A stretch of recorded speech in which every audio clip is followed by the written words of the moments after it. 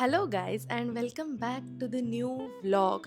आजचा weekend vlog असणार आहे. आजच्या व्लॉगमध्ये खूप जास्त मज्जा मस्ती तुम्ही एक्सपेक्ट करू शकता, कारण माझ्या भावाचा बड्डे आहे आणि सेकंडली वीकेंड आहे. सो आम्ही सगळे फ्रेंड्स बाहेर कुठेतरी जायचा प्लॅन करतो आहे. I don't know because we are not really sure of what we are going to do. Before we start the vlog मला खूप जास्त कॉफी प्यायची इच्छा होत आहे. So we will first make coffee.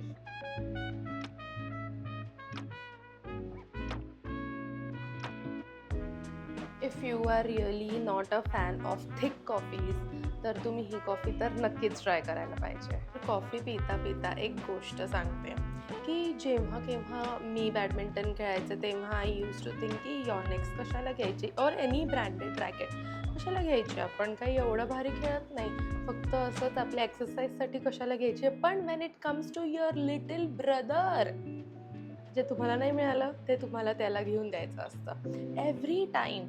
तर मला असं होतं की नाही, त्याला जरी खेळायला जायचं असेल तरी चांगलीच रॅकेट घेतली पाहिजे. आणि हे मी माझ्या वेळेस कधीच नाही विचार केला, पण माझ्या लहान भावासाठी मी नेहमी विचार करते की जेवढं जास्त बेस्ट मी देऊ शकेल तेवढं जास्त बेस्ट द्यायचं.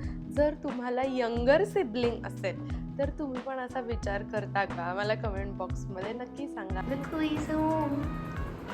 Let's go. मी एक सोहमसाठी छोटूसं आणि क्यूटसं एक ग्रीटिंग कार्ड बनवलं आहे. जस्ट फटाफट मला जसं जमलं आहे तसं. माझ्या स्कूलवाल्यांनी असे स्कूलचे फोटोज पाठवले होते. त्यात आदित्यला मी ओळखता येते का कुठे ते बघूया. दिस इज व्हेरी डिफिकल्ट. आता बघू तुला ओळखता येते का. Yes, perfect. एक पॉन्ड असतो, त्यात मी आणि तुझा एकदम बेस्ट फ्रेंड जो आहे तो, तर आम्ही दोघं पॉन्डमध्ये डुबायला लागतो. तर तू सगळ्यात पहिलं कोणाला वाचवशील, तुझ्या बेस्ट फ्रेंडला का मला? तुला काय वाटतं? तू सांग. तुलाच वाचवेन, आता लग्न केलं. Finally birthday boy is here. पण घ्यायचं तर चांगलंच घ्यायचं ना. आता बघू तू कसं खेळतोय, किती खेळतोय. तू आता जातोय का स्टेट लेवल, ही लेवल, ती लेवल? एवढं नाही, आता चटका बसेल. अरे चटका बसेल. Happy birthday to you.